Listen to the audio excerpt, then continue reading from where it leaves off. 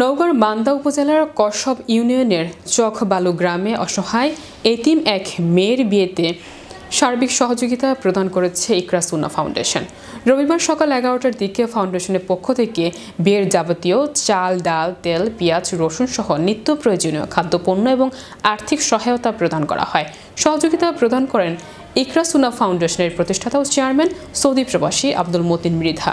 এ সময় ফাউন্ডেশনের প্রচার সম্পাদক শফিউল ইসলাম রকি, কোষাধ্যক্ষ ইকরামুল হক সিজার, সদস্য রিপন হোসেন সহ স্থানীয় গণ্যমান্য ব্যক্তিবর্গরা উপস্থিত ছিলেন।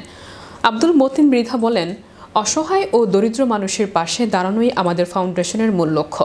বাংলাদেশের প্রতিটি জায়গায় অসহায়, প্রতিবন্ধী, নিপীড়িত, নির্যাতিত মানুষের পাশে ইকরা সুন্নাহ ফাউন্ডেশন সবসময় এগিয়ে। ধন্যবাদ আপনাদের। আপনারা জানেন যে ইকরা সুন্নাহ ফাউন্ডেশন সেই প্রায় 5 বছর থেকে এরকম অসহায়, নিপীড়িত, নির্যাতিত, এতিম অসহায় মানুষের পাশে দাঁড়ায়।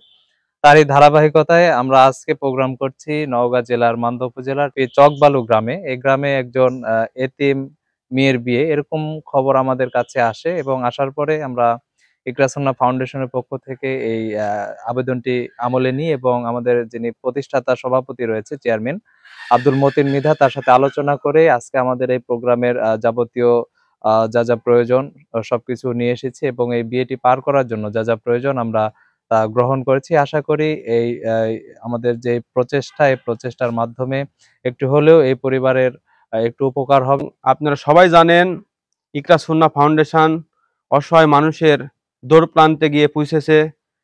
আমরা এরই প্রেক্ষিতে আজকে এই চকবালু এই অসহায় মেয়ের পাশে এসেছি এবং আপনারা সবাই দোয়া করবেন আগামী দিনে যেন এরকম আরো অসহায় মানুষের পাশে দাঁড়াতে পারি। আর মেয়ের বিয়ের উপলক্ষে যে বাজার সদাই দিছে, এগুলোকে আমি খুশি।